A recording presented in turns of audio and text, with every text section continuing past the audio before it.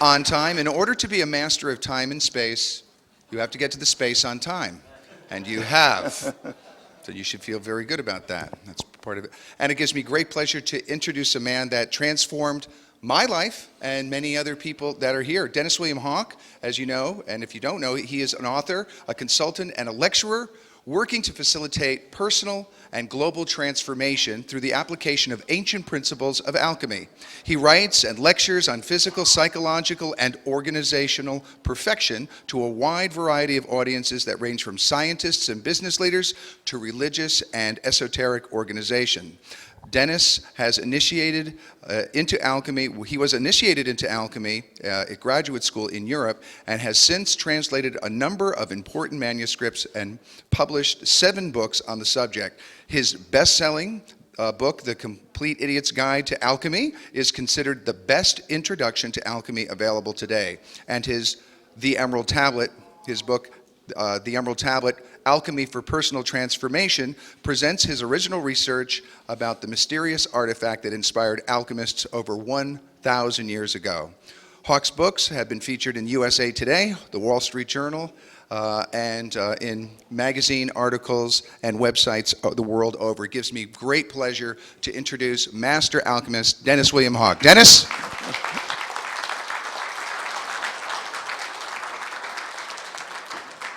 Thanks, Jeff. I appreciate it. In talking about alchemy and how I got started in alchemy, it's all about the drawings and the pictures, and they really drew me in because of the obvious deep meaning and symbolism in these drawings. So I want to talk about my least favorite alchemical drawing and my most favorite alchemical drawing. And this is my least favorite. And I don't like it because it's all horizontal. It's the axis here is, you feel very trapped in this drawing. It's, if I look at this drawing too long, I get short-breathed, actually. I get claustrophobic. And because when you analyze any hermetic drawing, you look at the 2 axes, the vertical axis of reality with the material world below and the spiritual world above, or energy and matter.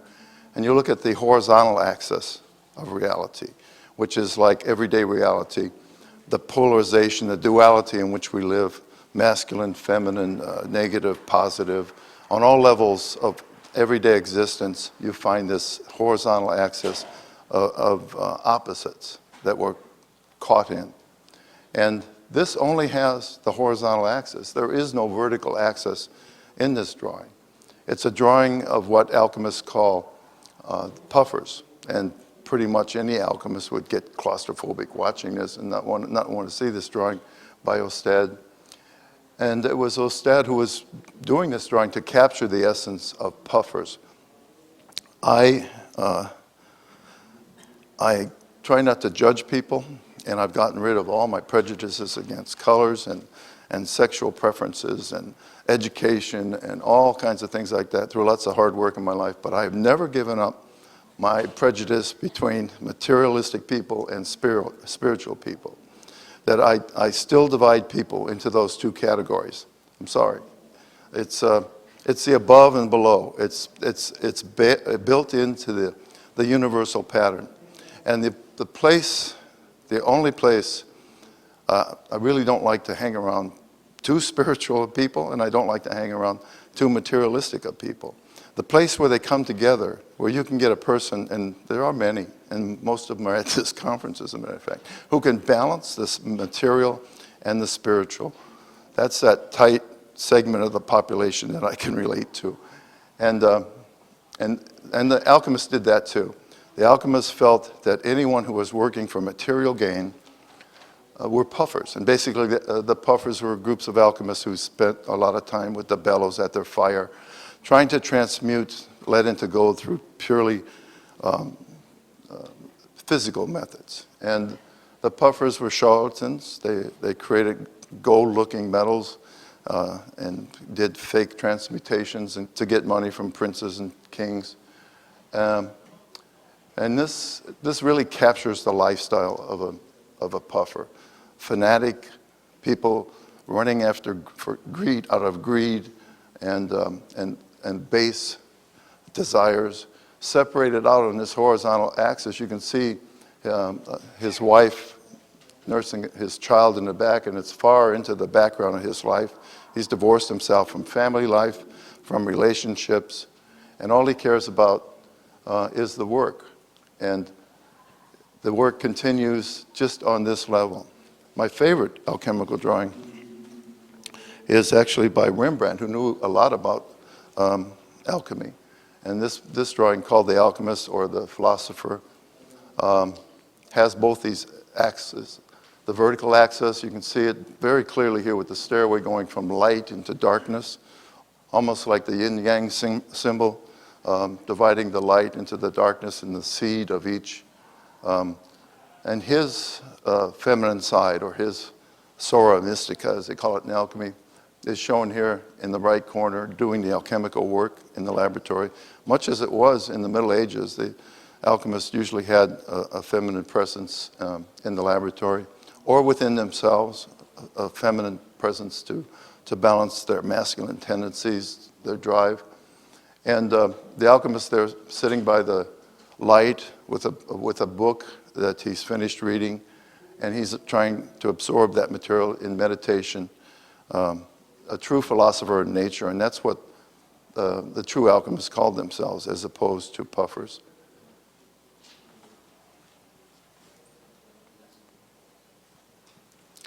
I got into alchemy.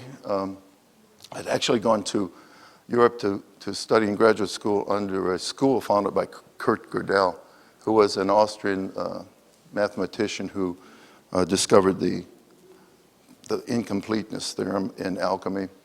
It's a very long, it is in fact the longest proof in mathematical history. It took me 3 months to get through it, and when I did, I realized that this man was a true genius. It's an irrefutable proof that has upset so many paradigms that the general populace is not even aware of the implications of his work. So I'd like to spend a little time talking about his work. I promise no mathematics. Just people have actually walked out when they saw this drawing. But his basic work is summed up in any axiomatic logical system, such as arithmetic, cannot be both consistent and complete, because there will always be statements that are true but not provable with any formal theory. It sounds simple to someone who's read it over and over again, but it sounds complicated to most people. But basically what it means is that any logical system, any form of logic, absolutely any form of logic, systematic logic, ends up in contradictions. It ends up in not being able to reach the final truth on any subject. And this has been proven time and time again, that this principle actually applies to any areas of human knowledge, that it's a universal principle. And to describe it a little bit, it's based on, first, contradictions in logic and mathematics, such as the statement, this sentence is false.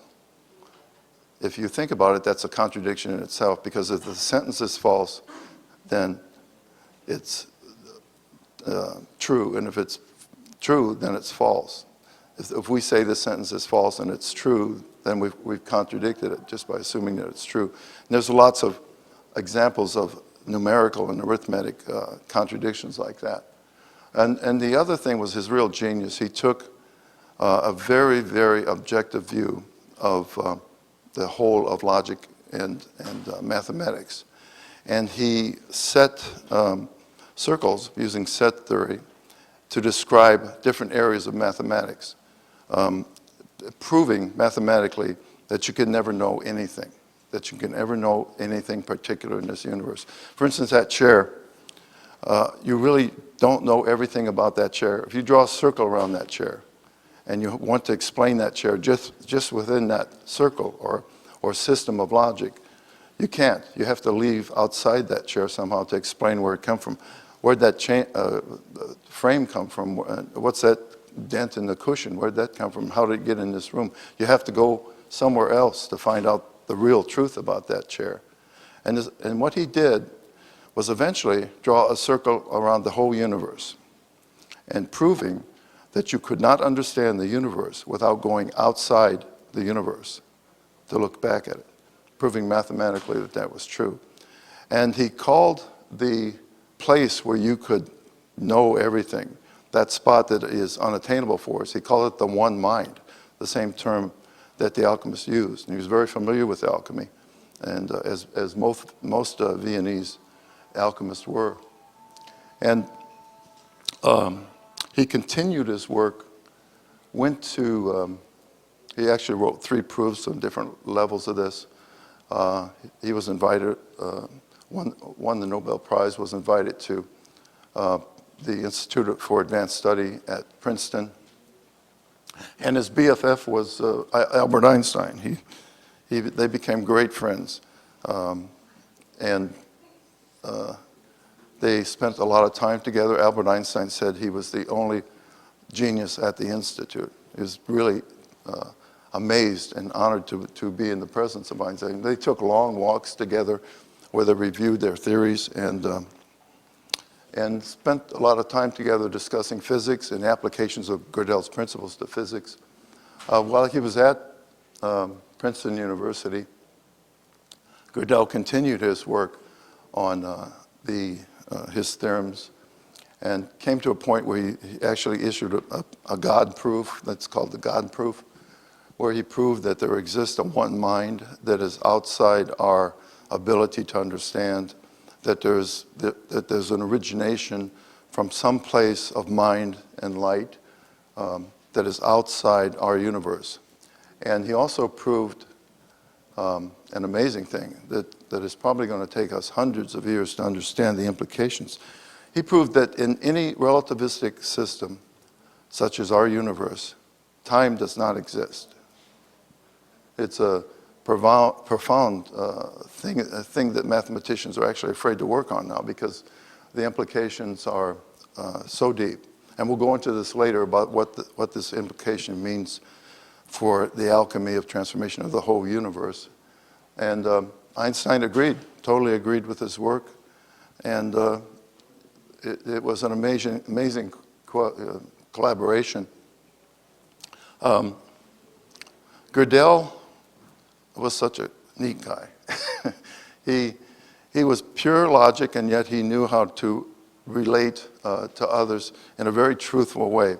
When he applied for citizenship and went before the judge, and the judge questioned him about different things, and he passed his citizenship, the judge asked him if he had any comments, and he said, I have discovered an inconsistency in the U.S. Constitution that will allow a radical group and dictator to take over the country through destroying the legislature, destroying the legislative process, and breaking down government to the point where a small group that has no relationship to what the people want can control the government just by destroying it or defaulting the legislative process.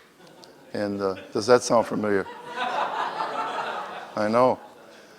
And of course the judge didn't like it. I mean, he totally was upset and he said, well, that's not a comment that I'm going to entertain. And he was defending the Constitution. So Gödel's friends actually had to drag him out of the court so they wouldn't take back his citizenship. And all through his life, he was a very unique guy. It's like the left side of his brain was the only part that stayed active and youthful. And he had this black sheath of hair, and everything else turned white. And I was like that was the only youthful part of him that stayed youthful.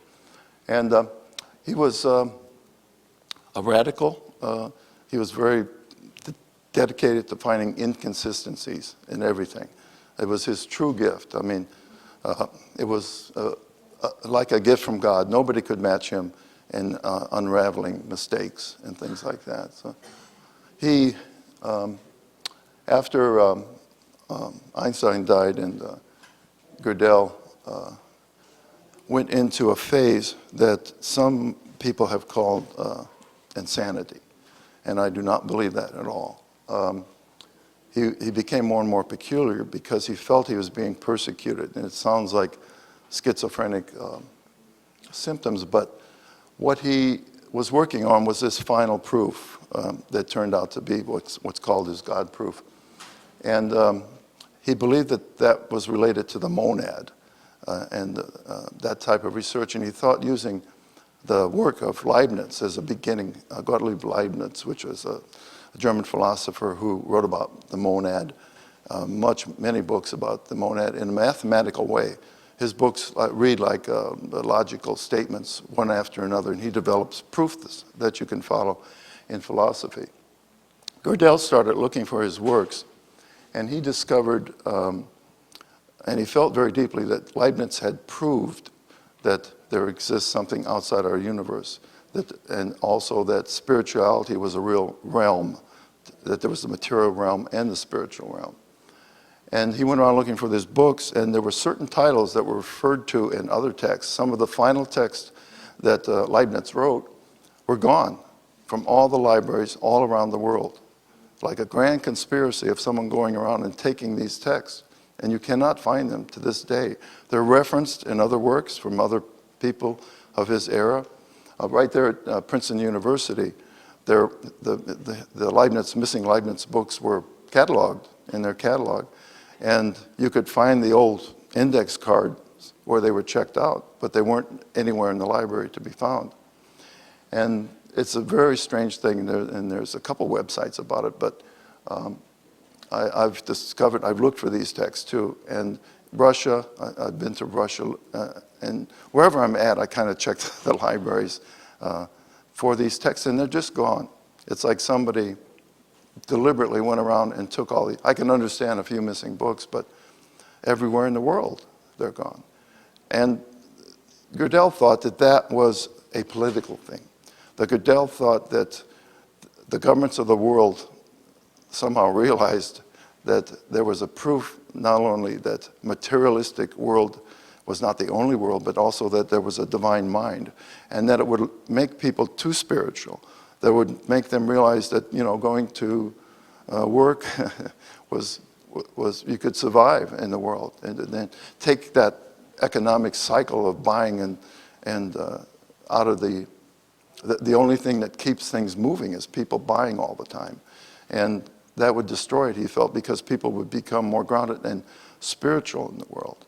And I found other traces of that idea that the government feels. There was a RAND study at the RAND Institute, a government think tank, and they concluded that if people really believed, truly, absolutely believed in a spiritual reality, that the economy would collapse. That would be the first thing that would happen, because people would be happy with what they have and work what they have.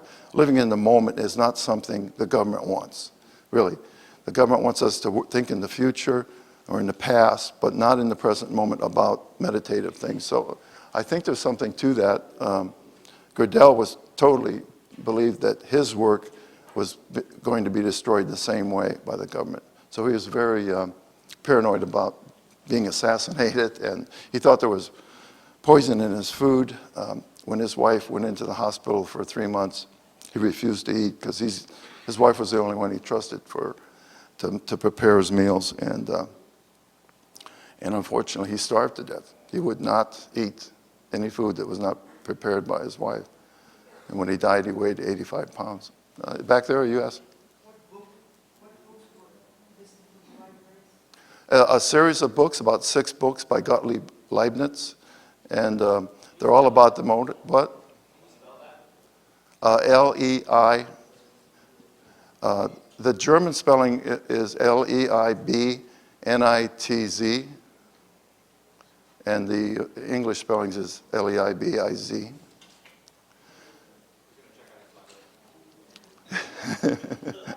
Good. If anybody finds it, I'll give you my card. But they're all about the monad. One's called primary monad and monad the mover and things like that in German. But they're all in German, of course.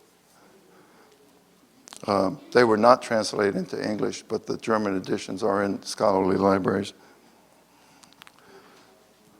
So that was my relationship with Gödel. Here's our student IDs, Gödel and I from the University of Vienna. Gödel, of course, and I'm not comparing myself in any way to this great genius, But we did have things in common, and we both believed that for a time in our lives that mathematics was the way to truth and ultimate reality, that we could understand everything with mathematics. And in fact, that was the whole spirit of mathematics during this time. There was a conference in Göttingen, Germany, mathematicians who were coming together in this new spirit. Mathematics was being systemized into a system of perfect axioms by Bertrand Russell, Wittgenstein, Ludwig Wittgenstein, and others into a perfect system. And Hilbert, the great mathematician from Germany, was the leader of this movement. And he was giving this fiery speech and got very emotional, talking about how now we can know everything, that there is no unsolvable problem in mathematics, that we will know everything.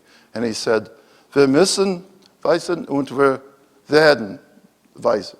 And he stomped his hand on the counter, and that was quite an emotional display for a mathematician, you know. And it got everybody excited. And in fact, it became news all over the world. But sitting in the audience that day was Kurt Gödel, who was going to destroy this whole edifice in less than a year with his new theory. When his theory came out, mathematicians committed suicide. At least 6 leading mathematicians committed suicide. Mathematicians in school started dropping out, changing majors. I'm serious. And they got to me too, you know, and that's why I got interested in them, because I based my whole life on this idea that logic leads to truth. And that's why I went to Vienna, of course, to study in the school. And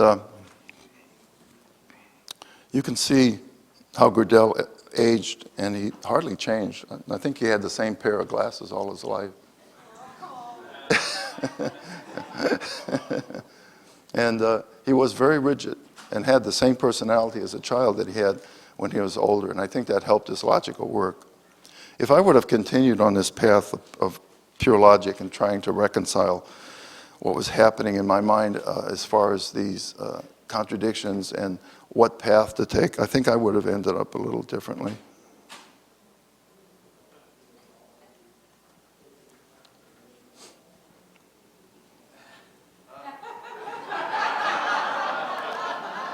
I absolutely would have lost my mind. I mean,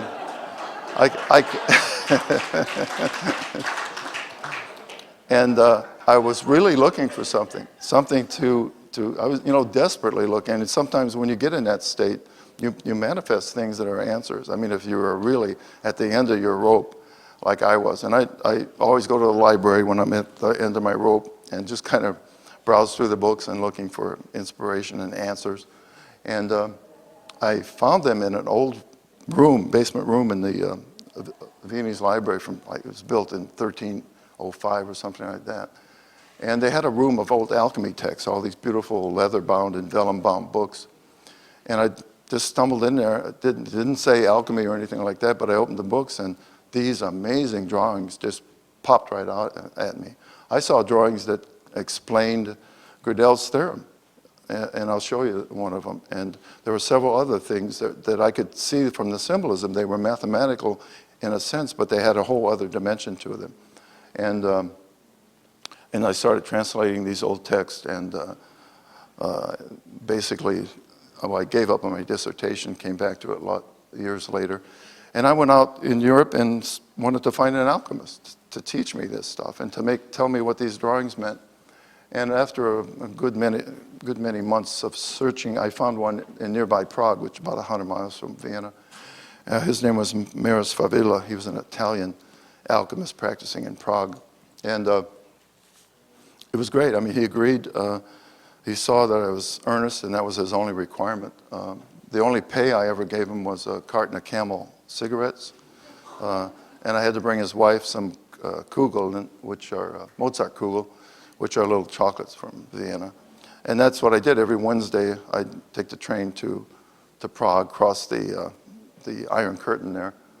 In fact, I was crossing the Iron Curtain so many times that I'm listed on a lot of spy lists and things like that.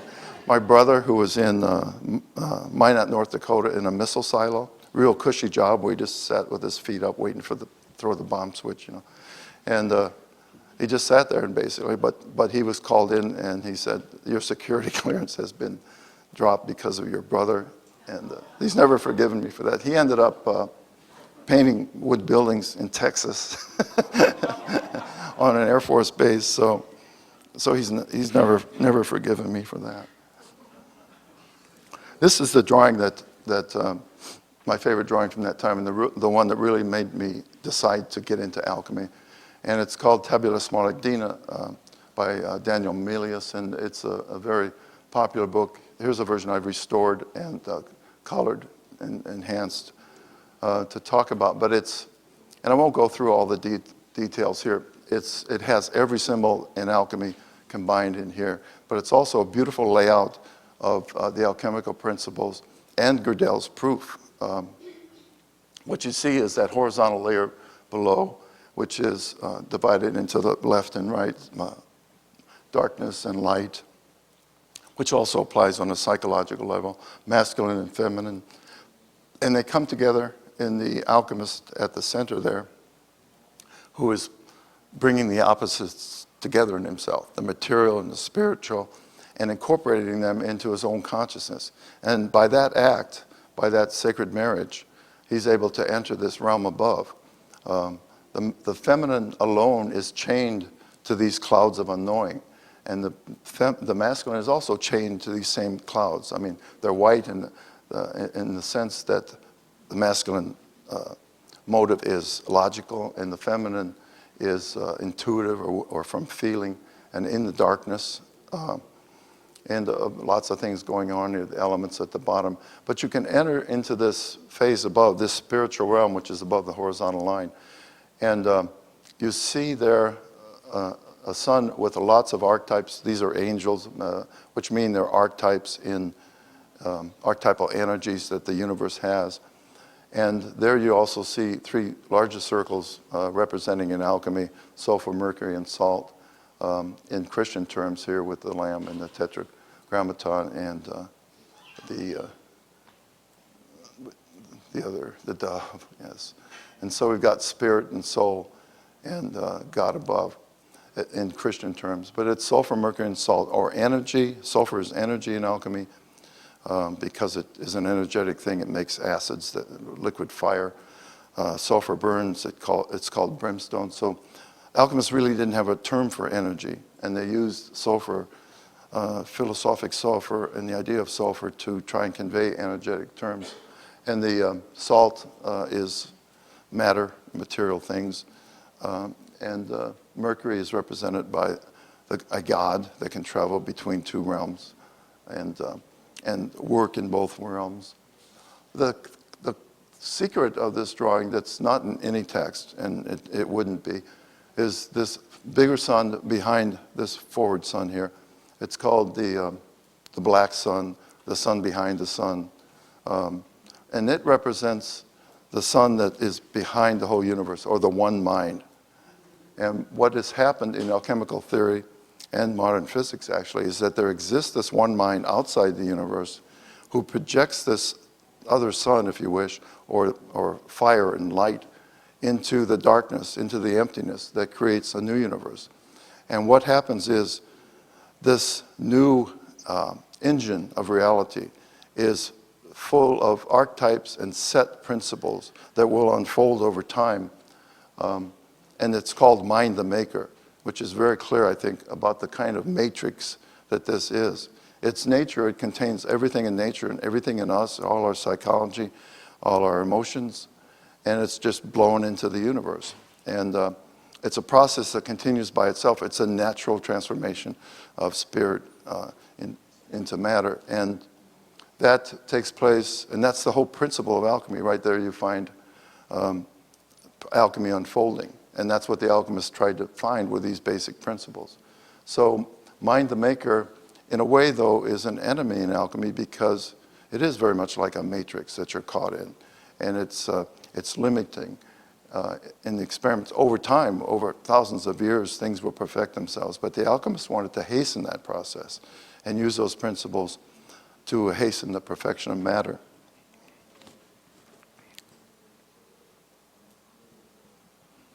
So the whole idea here is the projection of symbols, mathematics, the idea that light carries information. And it really does. We know that the light's part of the electromagnetic spectrum. You can think of light being expressed as radio waves, being expressed as radar and infrared machines that carry back information. So light itself, it was very much an idea in ancient times and in the Middle Ages that light carried information, and that light could be broken down so it's many drawings showing the projection of this light into matter, into the first matter, which is kind of a substance that's between spirit and matter, something like a very mercurial substance that can take on any shape or form based on the light that is projected into it. And the first matter is the key, really, in alchemy, and on the personal level and the spiritual level. This is a diagram of the Big Bang, which is this explosion of light into nothingness, and the evolution and the things that carried that image with it. The first thing about this is that this light carries the information of the whole universe. This first Big Bang light in physics carries the whole information, and the information there doesn't change over time. So the same image of the universe that was carried in just minutes after the Big Bang is the same image of the universe that's today, that will be in the future too. It's called the isotropic principle. It's that the Big Bang, the universe is unfolding in the same pattern. Things are getting farther apart and collisions and things take place, but that pattern remains throughout the universe. And the other interesting thing is, well, right there at the beginning of this Big Bang, light was so condensed as it was projected into reality that light was a physical substance that you could pick up. You know, it was a ball of very condensed light, 200 times heavier than lead, and it was physical. And then after 60,000 years, it became energetic and went into the universe. So from the very beginning, light carried the signature of matter and energy. And that's important to know because through the years, light has been a mystery in physics and what light is. Other things about the physical things we know about the universe is that it's perfectly balanced. And these equations are really beautiful about the way the universe unflows. If you measure the total mass energy, that's all the mass and all the energy converted into matter, it's 10 to the 53rd kilograms. And that's a fairly easy number to derive at, actually. It took many years to figure out what the influence of gravity was, how much gravity was in kilograms, how much the total pull of the universe is in gravity. And it turned out that it was 10 to the minus 53 kilograms. So these two things balance each other out. Matter and energy are completely balanced out by gravity. So the sum total of the universe is zero. I mean, what a perfect way to create something out of nothing, because there's really nothing here. when you look at the balance, there's really nothing here. And in fact, at the beginning of the universe, and here's the part of the proof in physics of a divine mind, was right after the light started expanding, it went into a phase called the neutrino phase.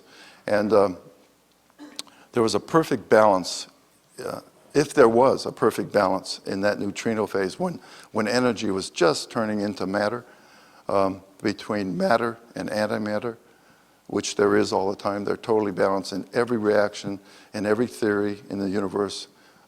There's an antimatter component to everything, an antimatter particle for everything. If that would have happened, then the universe would have stopped right there at 1 million years, 2 million years. At that time, it could fit into a coffee cup. You know, it was very small, this reaction going on. But what happened is that there was one extra neutrino for every billion neutrinos. And there was so many antimatter neutrinos, and there were so many material neutrinos. And there was one extra, in a very minute amount, and that threw the whole universe into a material state that this evolved. And that is such an unlikely event that this is where a lot of physicists believed that there must have been some type of divine mind involved in making that happen. It could be an accident, but it's very unusual, especially when everything was so perfect and balanced during the beginning of the universe. And we see here time expressed, and you're probably saying, well, I thought time didn't exist, but it still exists in physics and physical equations. And it's part of the dimension, in fact, that physicists work with. And I think as Gödel's work on time and his irrefutable proof that time does not exist will be realized with some astonishing things happening. On this drawing here, if you take that vector that's going up that is time, you'd have to balance it with another vector. And I think that this is like anti-time, that there is something that has to balance time out of the equation. And actually, there's a lot of work being done in that, and I'm part of it. I'm getting back to mathematics a little bit. The equations are fairly simple to demonstrate, at least in mathematics, that anti-time exists. I'm working with some physicists, a couple of physicists from Cal State University. They're not famous or anything, but we have these little coffee and schnapps meetings where we discuss this and work with it. And it's very fascinating stuff, and trying to figure out the implications of why time does not exist. The implication is, too, that if there is anti-time, then you could maybe be able to manipulate it. I've been fascinated in this subject since I found out about Gödel's work. And back in the 70s, I corresponded with Nikolai Kozyrev, and Konstantin probably knows him, but he just died in 1983. And he wrote a paper called The Experimental Study of Time that had equations that fit this picture perfectly. And his idea that there were other components of time that could be experimentally proved. So I got his work, and I speak Russian, and I translated it into English, and I was the first person to publish it in English, and got it published in a number of journals. And I also made like 100 brochures of it and gave them out to all my friends. But there's a lot of work there. If you look up Kozyrev on the internet, you'll see some fascinating papers about how you can actually study time and understand more of its characteristics. And I think his work is leading to this idea that there is an anti-time. Kosyrev.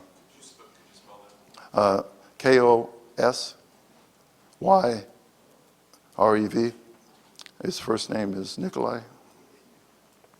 And those equations, I think, will finally be becoming accepted. When he first came up with this in the 70s, he was very much ridiculed. But it's genius work, and has helped my work a lot. So I don't know. Maybe someday we'll create a substance that'll make Benjamin Buttons out of all of us, and we can reverse. But there are lots of implications here that I think will take a long, long time for us to understand. But this is the science of the future. Understanding time, understanding spirit. And I work with this you can work with this on a personal level, because if you look at what time is about the future, and time is about the past. Time is not really in the present. It's evolving in different ways, at least as consciousness perceives time.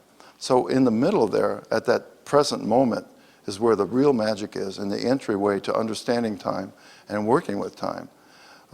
And working in the present moment is a basic tenet of many philosophies, many traditions, many disciplines. But to actually be in the present moment for people like me who think a lot, or and a lot of people who have we have these everyday burdens and too much to think about. It's a process of getting the thought process to stop and to focus on whatever is in the present moment. And you discover that there's always something going on. Even if you're sitting alone in a room on a chair and you focus on something mundane, it reveals itself as something extremely interesting just by focusing on the details, and you get lost in the present moment. And I don't know if time stops or not, but I think that's a way of working with it somehow, working with these principles on a personal level. It might stop you aging, so you want to stop, in that position for days and years. But the principles there, as outlandish as it sounds, and the idea that we cannot understand or cannot connect with time is outmoded. Time is tangible to us. It's an expression of the first matter. You find a lot of dragons and horrible beasts in alchemy, and they all are related to the first matter, which is the key element in alchemy as far as the evolution of matter and how to change matter. It's always associated with darkness, light and darkness. Many, many drawings showing light emerging, just like the Big Bang, that the first material in the universe was first matter, and it formed through the influence of light. And this light and matter carried all the archetypes and all the different expressions through time. I'll go back. That's another story. I didn't know I had it in there. All right, I'll tell you a story now. When I was studying with Maris Favila in Prague, we went on an expedition to find the first matter. And he wanted to go to the Black Forest. And he said the Black Forest in southern Germany was a location that alchemists throughout the centuries knew they could find the first matter. And I should explain also that that's not part of the spagyric tradition, this idea that you can accumulate first matter. You can accumulate first matter energies from plants, but to actually have something called the first matter is kind of unique to the tradition in which I was trained. So we went to the Black Forest, and our cover story was that we were looking for truffles, but I don't know why we needed a truffle cover story.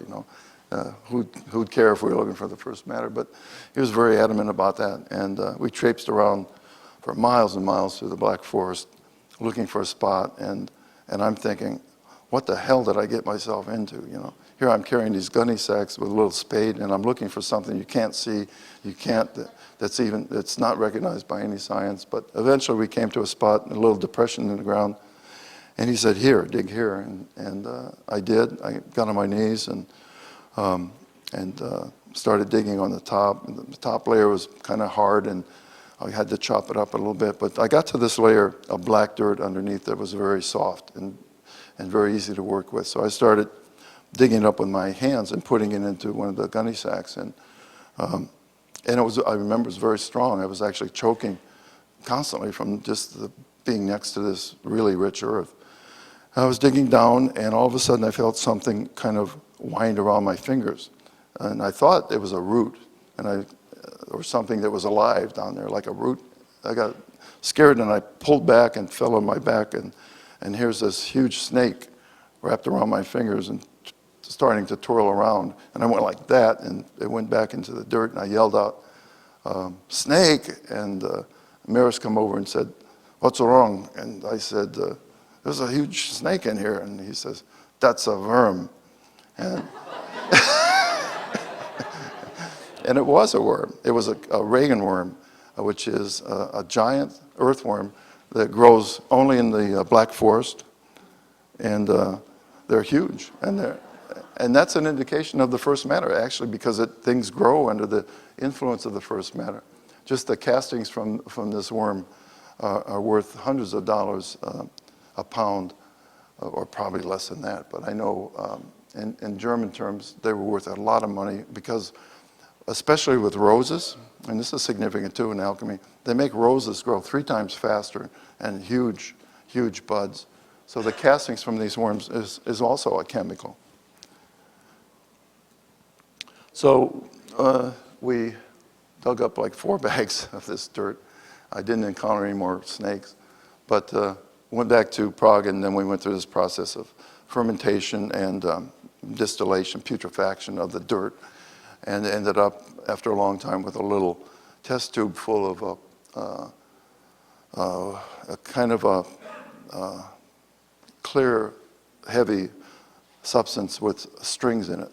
That's the only way I know how to describe it. He called it gur, and then never gave me a sample of it, but he used it in his experiments and to add life force and things like that. He used it as an ingredient in his experiment. And the tradition in which I was trained is different from the spagyric tradition and Paracelsus. It's based on the Mutus Liber, which is called the Silent Book, the Mutus Liber tradition, which was a minor tradition in Europe. But the thing that made a difference was that they focused on the first matter exclusively. And the substances they worked with was like dirt and dew. Dew was their water element, or anything that was secreted from material substances, including urine, the sweat of metals, the condensation in tubes and things like that. They collected all that, and that's what they worked with. And their air was fumes, and their fire was fire. So they're very much into just those things, not working with plants at all, pretty much. And here's the Mutus Liber, which I've taken the very much heretic liberty of adding some captions to it. But this is just a text without words. It's pictures about, like these are showing Neptune leads his students. And in alchemy, that means we're not talking about a solar process. We're going into the darkness now. We're going into the underwater stuff, especially water being a symbol of the first matter, being between realms.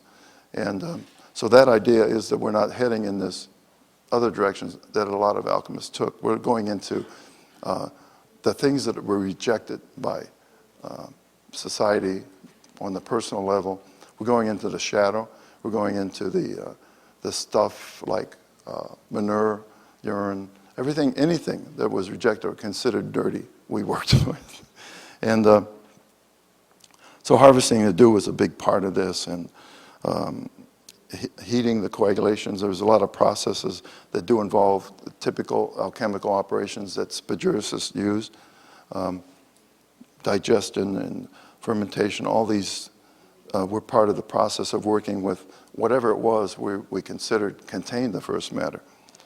And then we got to a stage called after the conjunction and into fermentation, where the philosophical mercury would appear.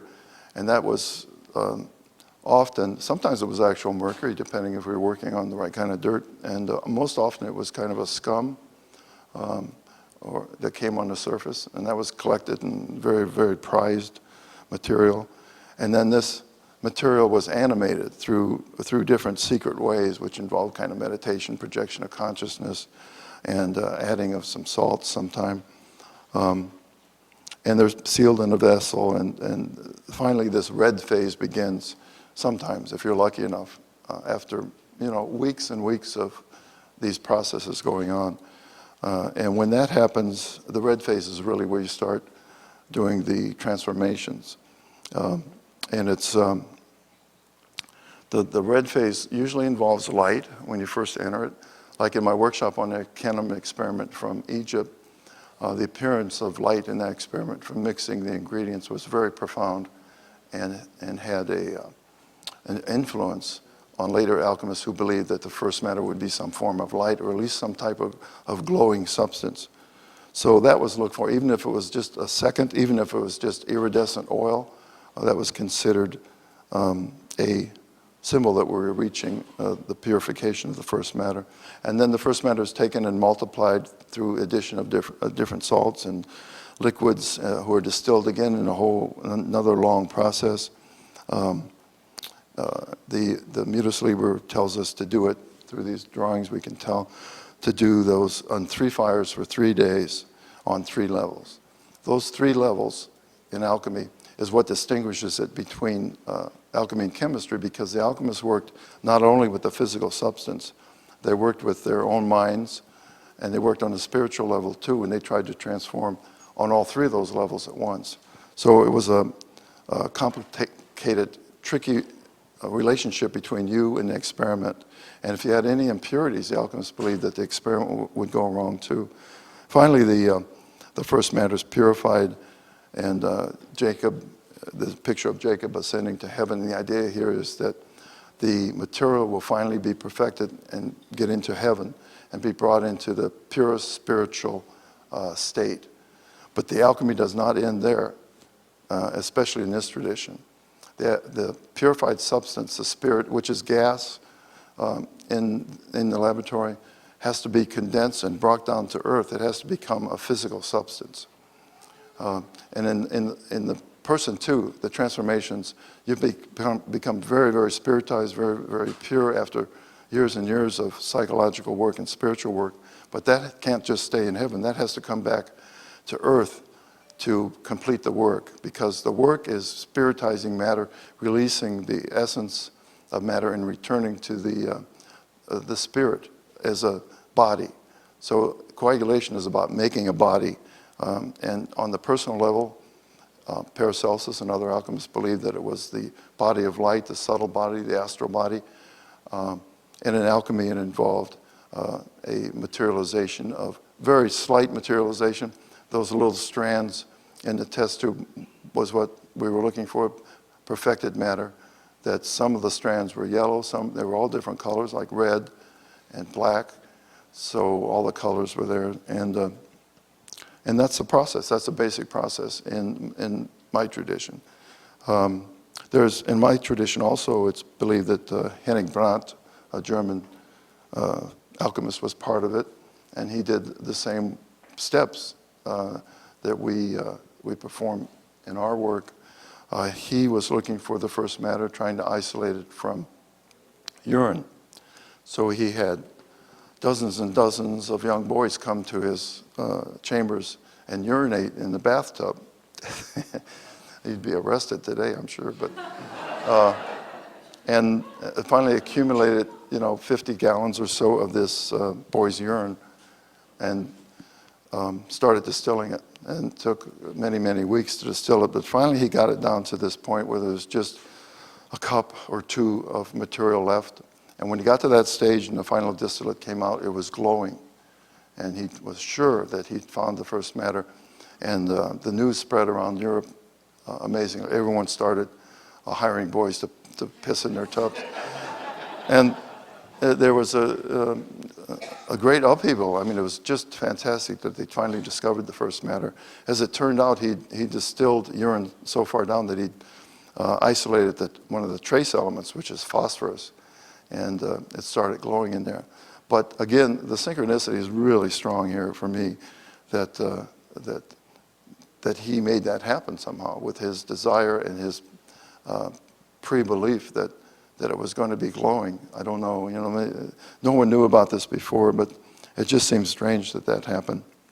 So to access the first matter, we have to go to another realm. We have to, whether it's in the laboratory or in the spiritual or personal work, there is a dividing line between the spirit world and the normal world. And quantum physics, we know where this dividing point is now. It's no longer a philosophy or a theory. Quantum physics has shown that the dividing line between our reality and the deeper reality that creates our reality is called the Planck level, from Max Planck, who was an alchemist. Believe me, he had more alchemy books than he did math books, and very much interested in alchemy. A wonderful man who had a great philosophy too, very spiritual, very religious too. And he discovered this level of reality where everything's in a flux, called the quantum foam by later alchemists. But it exists precisely at 10 to the minus 43 centimeters and 10 to the minus 10 to the minus 43 seconds and 10 to the minus 33 centimeters. And this level of reality, there's nothing that exists there except this undifferentiated energy. And by the projection of photons and different materials at this level, that's where other materials are formed out of it. So there's this idea that we can reach the first matter, and that fits the first matter better than anything I've ever discovered in alchemy. It's Max, M-A-X, Planck, P-L-A-N-C-K. Really fascinating guy. And So that started the whole of quantum physics. And quantum physics is noticing similarities between physics and alchemy. Now it's revealing a lot of things about the role of consciousness. The Heisenberg uncertainty principle was like Gödel's theorem in physics. It just really upset things for people to know that they could not identify the location and the velocity of different early elemental expressions of matter, like electrons and protons. So light seems to be the key there.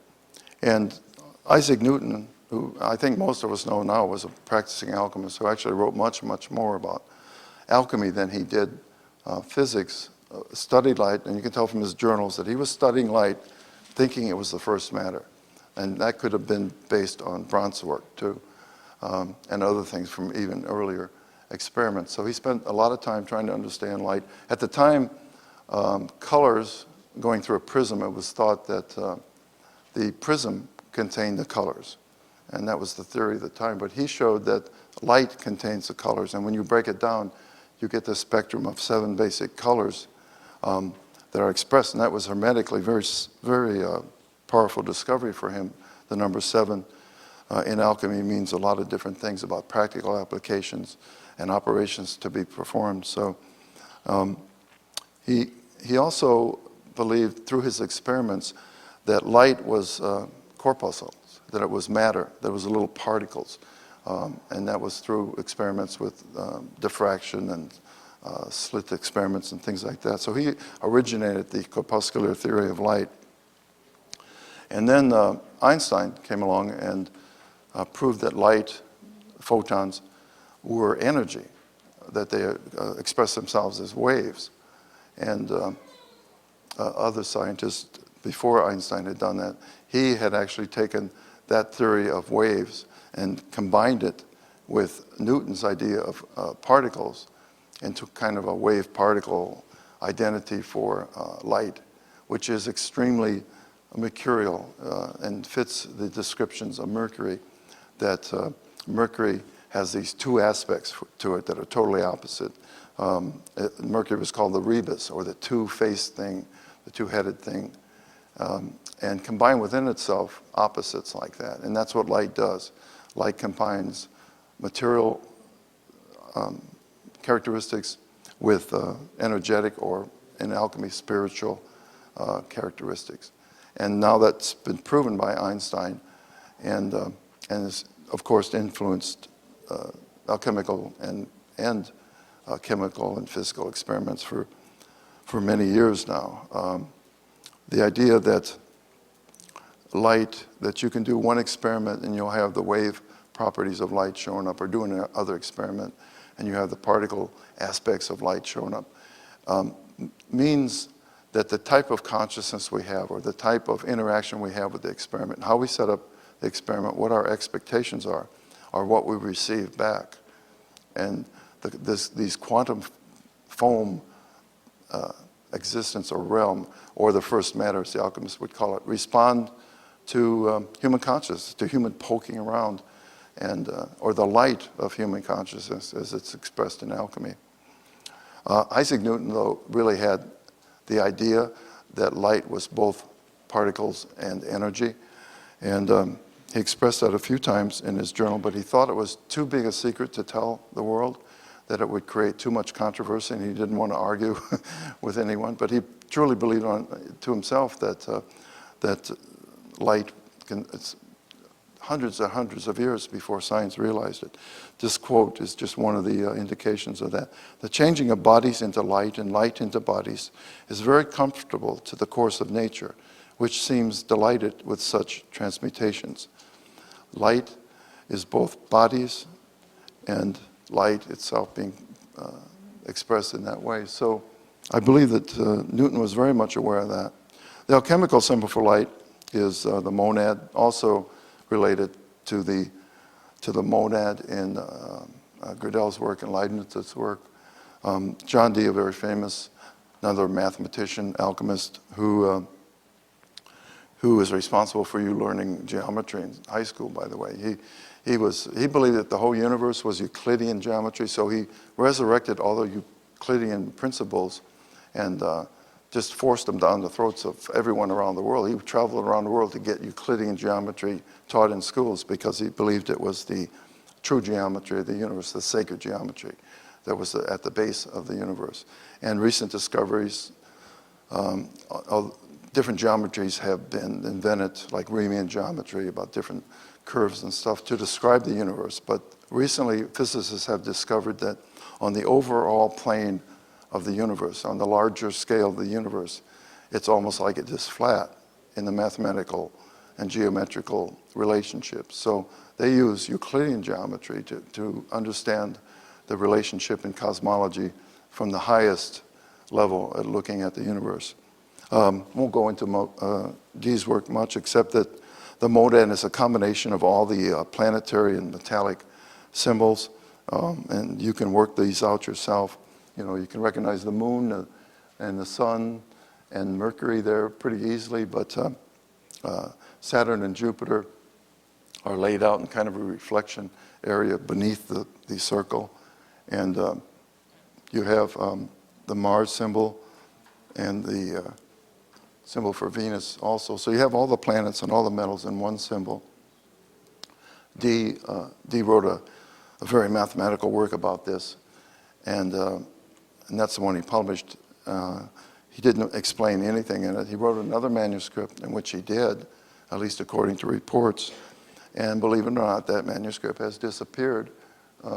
It's likely it disappeared earlier, to be perfectly honest, because Dee's home was invaded because a lot of people thought he was a black magician, and his home was torn apart and his library burned. He had the largest alchemical library in the world at the time. A lot of original texts were lost there, like Alexandria. Don't want to spend too much time.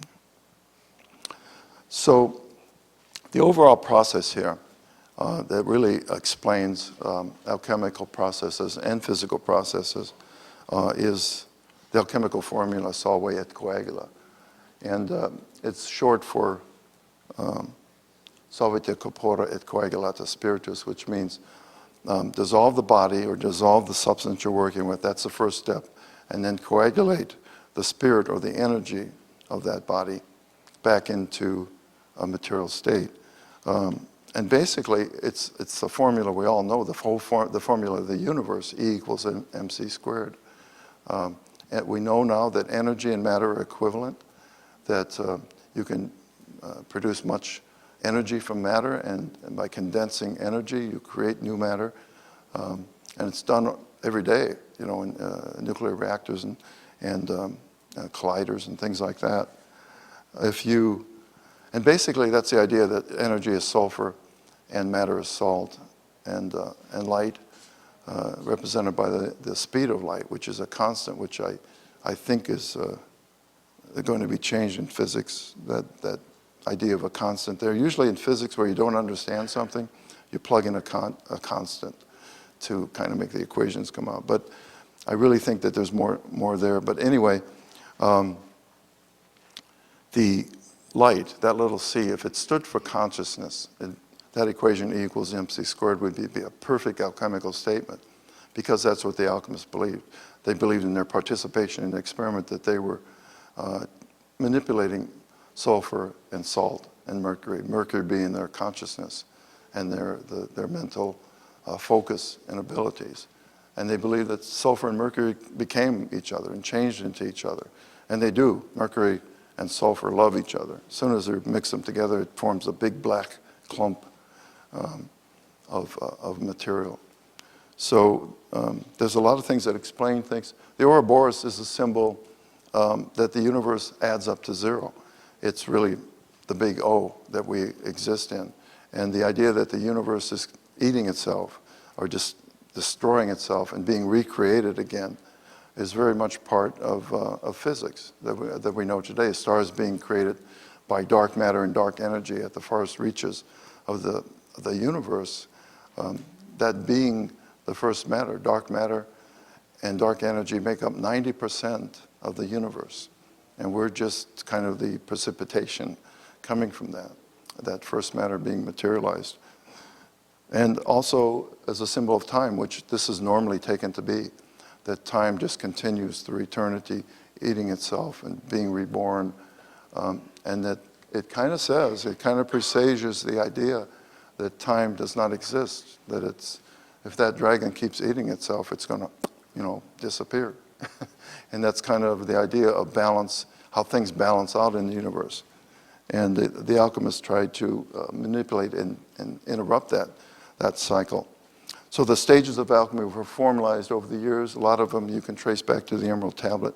And the idea that we can transform things through universal principles that apply on all levels, spiritual, mental, and physical, became part of the alchemical teachings. It was a great bridge between materialistic thinking and spiritual thinking, science and religion, that is finding a rebirth today, and with a lot of quantum physicists, a lot of people like us who are applying these principles in new ways, new and exciting ways.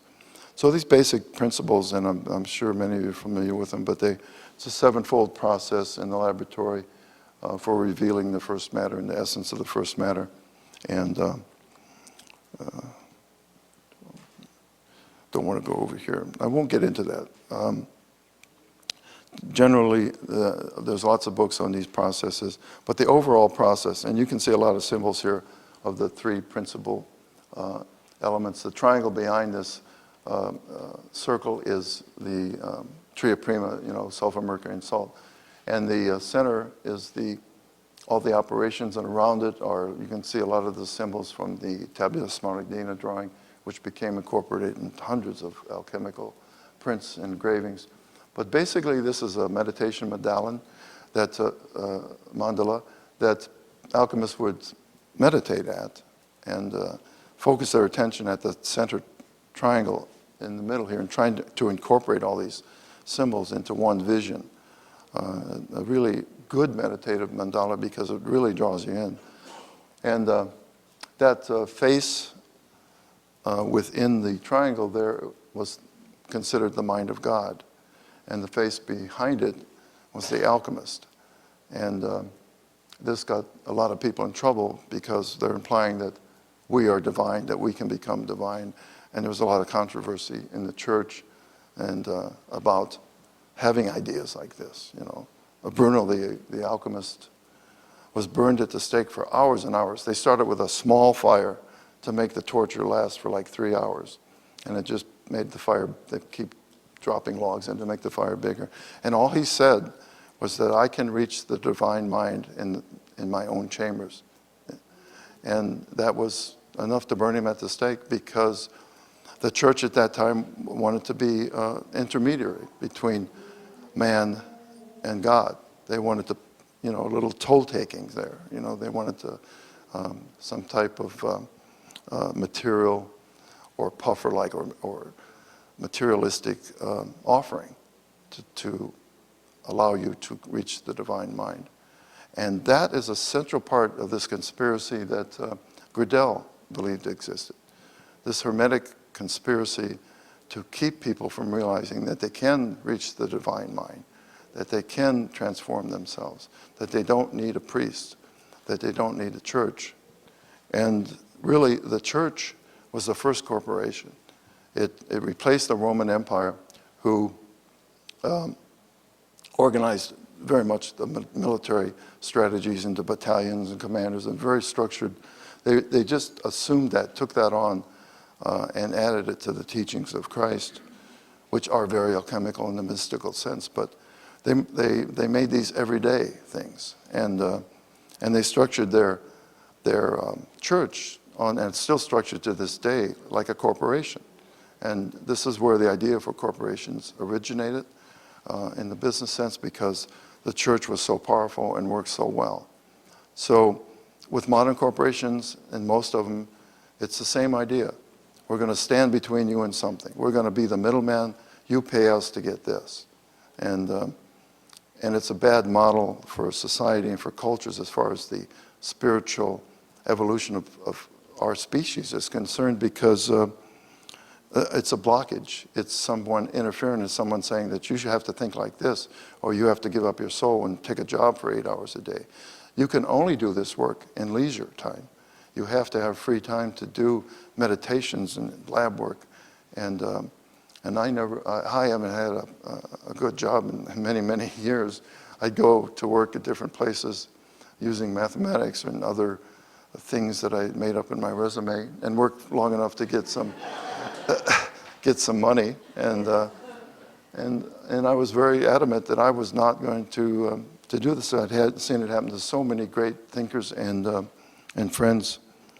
And I even started listing my profession on my tax forms as alchemist, and got questioned about that, actually.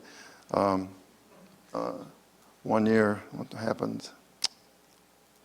Something happened where the first year I put alchemist down. The next year I got audited. And there wasn't much money. They were only talking $11,000 or something. But I don't know why I was audited, unless the government thought I was making gold or something. But, and they were very rude, I have to say that.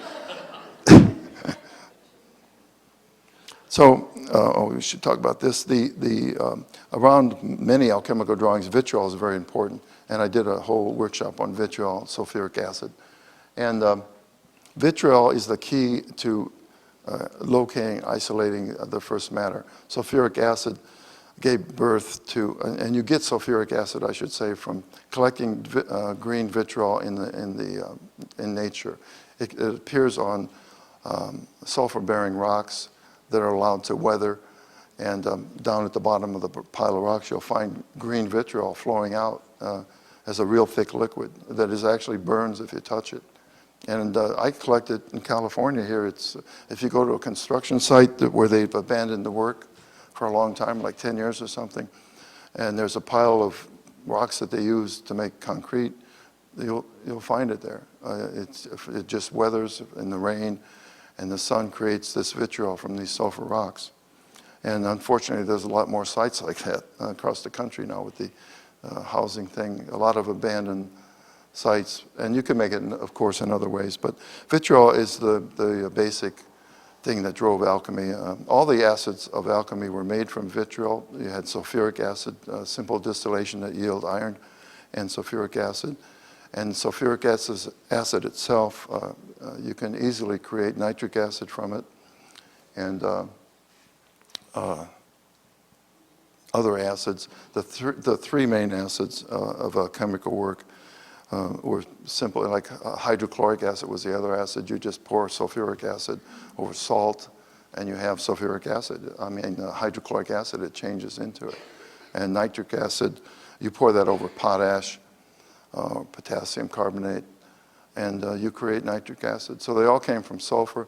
And when you combine nitric acid with hydrochloric acid, you create aqua regia, which is the one acid of all acids that can dissolve gold. So it was very much, vitriol was so important to the alchemist. And usually in their drawings you can find it. In this drawing on the outside here, you see the Latin phrase, visita interiora terra recta facando euni.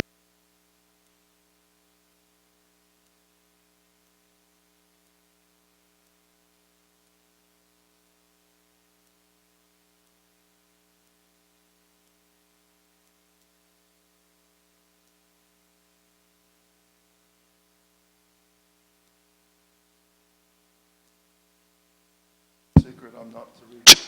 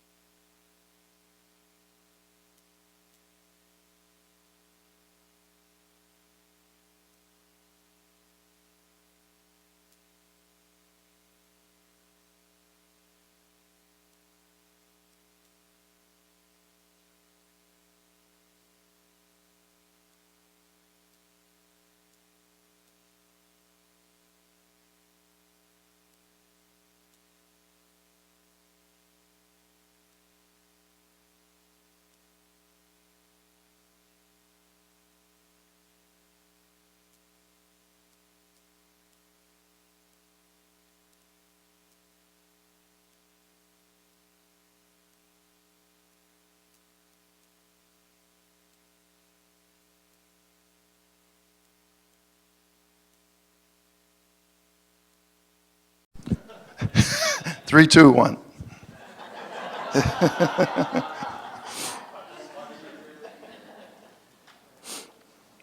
So vitriol is a key element both philosophically and in the laboratory.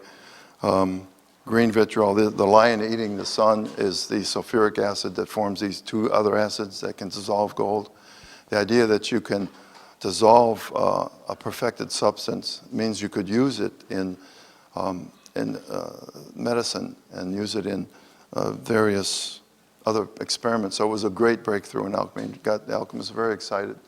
Produced a lot of materials like potable gold, Paracelsus and others had this, gold colloids, which I make my own gold colloid, and it requires, I wanted to make my own gold colloid for a long time, and it required so much electricity, so like 50, 60,000 volts of very powerful electricity, and the transformers cost like thousands of dollars. So I was looking for different ways to make it. And there's no chemical way to make it. You have to burst those gold atoms apart with energy, with lightning, with electricity. And the apparatus that makes it is a continuous electrical lightning discharge between two gold electrodes. And it blows apart the atoms so much that they become nanoparticles, and then they become in a continuous suspension in water. So nothing you can do, it'll never settle out, no matter how much you shake it. So I was in New York, living in New York. I was editing some magazines at the time, and I was setting up a lab in this little rundown house in Long Beach. I was walking along the road, and here's this huge transformer, I serious, laying in the gutter, and it was a 50,000 volt neon sign transformer. And I picked it up and took it back and wired it up, and the thing worked wonderful. I still got it to this day, and it's worked all these years. So, I mean, that was like a gift from God for me at the time. And so, yeah, and gold colloid, I think, is a wonderful meditation aid for about clearing your mind. There are actually, I've gotten in trouble for selling it from the FDA because they said I couldn't sell it because it wasn't approved. And actually, with people who suffer from bipolar syndrome, it can actually cause too far of a swing into the elated mode. Yeah. Colloid, C-O-L-L-O-I-D. Okay, I'm going over. I'm going to go ahead here a little bit. One of the consciousness of the force of nature is another one of these principles in alchemy, and it's becoming a principle in modern physics too. And the alchemical lab incorporated consciousness into the work with a meditation chamber, a tabernacle, or some area devoted in the laboratory, right with the experiments where you could meditate or at least focus your concentration and your thoughts very precisely without interruption into the experiment. And finally, another Vienna mathematician, alchemist, Wolfgang Pauli, who I was hoping to spend more time on him and what he's discovered. He's the guy who discovered neutrinos, won the Nobel Prize for that, and called them the God particle. He's very much into alchemy and incorporating alchemical concepts into the physics. He was an amazing guy. He was a genius who never published his stuff. He'd send them out freely, his discoveries, to other physicists in letters. He'd just give them away freely. And they forced him to publish his work on the neutrino. He was totally selfless about sharing these great breakthroughs because he believed, like a true philosopher of nature, that these have to be shared, and an amazing man. He went through a phase after Gödel's work was published where he had the same crisis we were all having and had a breakdown. And he went to Carl Jung because he knew that Carl Jung had studied alchemy and talked about alchemy. So they worked together on Jung's book, The Psychology and Alchemy. And I think there's like 400 of Pauli's dreams in that book. And they formed this amazing collaboration where Jung and Pauli worked to show that consciousness and matter interact, that there is what Jung called a psychoid reality that's a combination that shares elements of the human mind and also physical reality. And it's a lot of mathematical work. It's never brought to completion because of Jung's death, but you can buy that online. Can't remember the name of it now, but it's an amazing book that I've worked through many times. It has a lot of insights that are not being expressed. But the ultimate goal of that work and that collaboration was this quote from Pauli about how do we have to change our reality and how we have to change our conception of the universe to incorporate what the alchemists called the lost cornerstone or the forgotten cornerstone of our civilization, which is spirituality and the idea that there's a connection between the transcendent light in our world and that the world was created without that cornerstone, that we believe it's totally materialistic. And that's also part of this conspiracy, that there seem to be elements that want to repress that idea and then keep that cornerstone locked away somewhere. But there are fighters and heroes in this field. We have to postulate a new cosmic order of nature in which material objects are revealed as the physical manifestation of their corresponding archetypal images. We are the expression of a spiritual reality, and that idea will unfold, I think, as time goes on. And I'm just, this is again my favorite drawing, and there's a lot here. I'll just really quickly summarize it. It's at the center here, at the center point, there's this basket on the wall hanging there where everything kind of turns around it. And that basket is very important. It's hanging on the wall facing out. So this drawing actually has more than two axes. It has the vertical axis, the horizontal axis, but it also has an axis of projection going this way in the drawing, coming out from that basket into you. And that the idea is that there's something in that basket for you, that there's a projection to be made. And the basket above it, any alchemist will recognize this, because that is the collection of the distillation process. That is what forms that final coagulate or material that you want to save and experiment. Very much in Taoist alchemy, in the body, the circulation of light, these three vessels, the lower, middle, and higher vessel. It's about taking that energy, personal energy below, and transmuting it into this vessel above and saving it and putting it in the heart chamber and saving it for transformations. A lot more to talk about this, but quickly, are there any questions or anything? Yeah.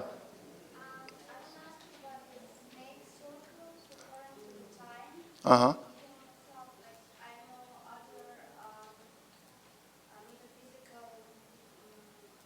Traditions.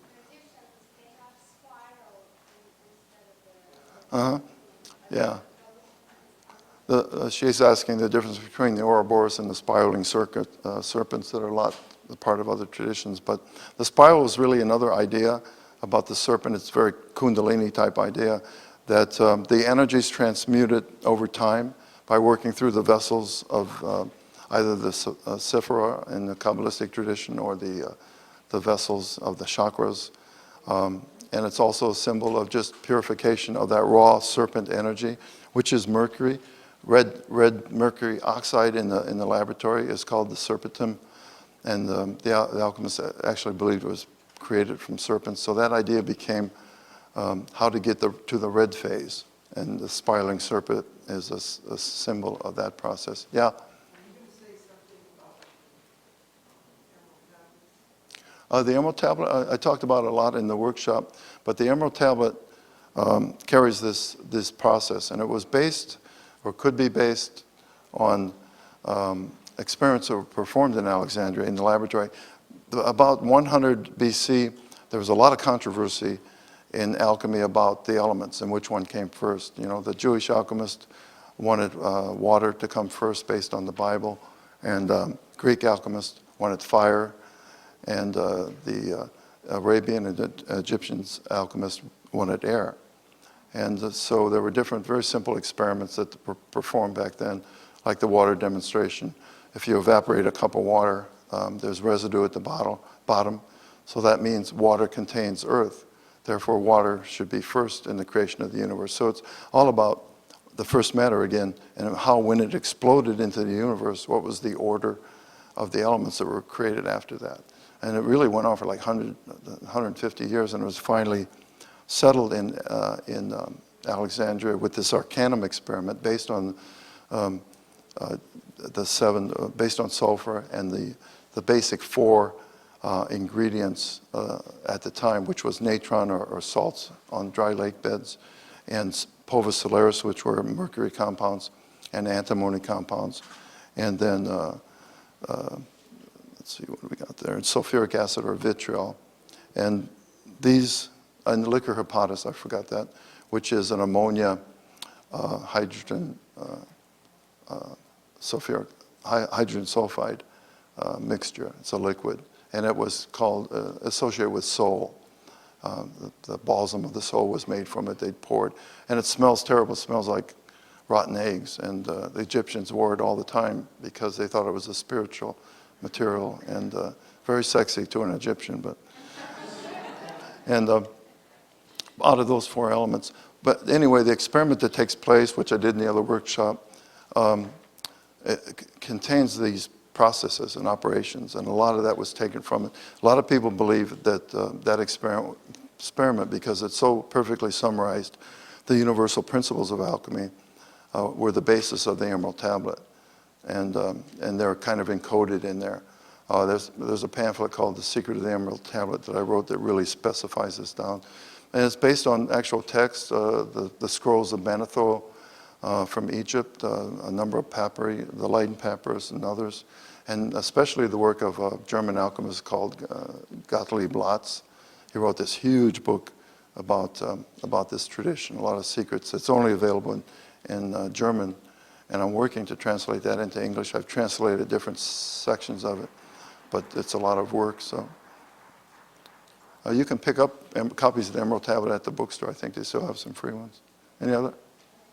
Why do physical alchemy if you can do psychological? The idea is that you have to work on all levels.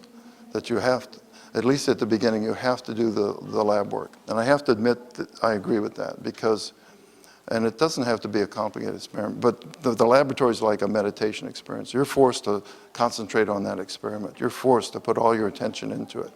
And there's nothing around you, and it gets you in that present moment like nothing else I know, because you're afraid that it's going to blow up or that something strange is going to happen or you're going to be poisoned by the fumes. I mean, you're really watching it. And for me, that's the easiest way to get into a meditative step where I'm totally in the present moment. But I think the laboratory experience could be replaced with meditative exercises that really, really get you in the present moment. Because the present moment when you're in that state unfolds into a deeper reality where you realize details about things that you miss. An alchemical phrase, haste makes waste, was very much comes from the alchemical work. You can't hurry. You can't hurry. You have to slow down your thoughts. You have to slow down what you're doing, to be deliberate and totally involved in the present moment, to let intimations and emotions and feelings catch up. And most of the time we're just charging forward with thoughts and ambitions, and we miss this whole other dimension that's behind us somewhere where the deeper aspects are at. So on the level of principle, you could replace that with, say, ritual. Ritual, meditation. Ritual is another good example because that focuses your attention. And there are also things that exhaust you. Just meditations and some of the Freemason initiations where they actually use vitriol as a symbol of the process. Skull and bones and all this, reducing yourself, being humiliated, that gets your attention too. And that focuses you. Any other? Yeah, well, so Kurt Gödel came up with the God proof, right? Yeah. And so that's what everybody freaked out about. No. They freaked out about his incompleteness theorem of mathematics. Mathematics was incomplete and inconsistent. And his God proof was the very last thing he did. So he come up with several proofs. You won't find much on the God proof or the time work because it hasn't been popularized, and there's very little actually on his other work. But there's books like Gödel, Escher, Bach that kind of explains it in a non-mathematical way. The mathematical texts, unfortunately, are very complicated, but I'm writing a book for Penguin now called The First Matter, which is, I'll explain this more in detail about the first matter and Gödel's work. Leibniz, yeah. Leibniz in English, Leibniz in German, Leibniz in English. So it was his books that have disappeared from the Yes. world's library. Yeah. Because he proved the existence of God. He proved the existence of a spiritual reality, that the same thing that Gödel was trying to prove, the existence of a God or a mind. And he didn't call it God, by the way, and he called it the one mind or the divine mind. To avoid connotations. But, our coagulations of what we think God is, are so many different things, and there are many, many gods. He's talking about the one God or the one mind that created everything before and outside the universe. And so what is the name of the book that's been purged? There are 6 books that have been purged, and I'm being done here, but we can, if you go on the internet and just Google the Leibniz conspiracy or something like that, there's a lot of websites that really document this stuff. And the 6 books, I know the German names, but not what they'd be in English. But there's a lot of, actually this is a true thing. I mean, it's very much got a lot of people excited about trying to figure out what's going on. There's a lot of government connections uncovered, CIA things. I mean, I am not a conspiracy freak, and frankly, I give a damn whether they're conspiring against spiritual work, because it's not going to change what I'm doing. It's about, getting on and showing that the universe has a soul. And so, but yeah, I wouldn't be surprised if there was a real conspiracy there. And Gödel certainly believed that. Absolutely. And you don't remember when the Rand came out? It was in the late 50s, and then they did a follow-up study in 1983, I think. And it's not called, it's called The Effect of Non-Materialistic Thinking on the Economy, or some kind of gobbledygook like that. Okay, I think we're done. Thank you very much.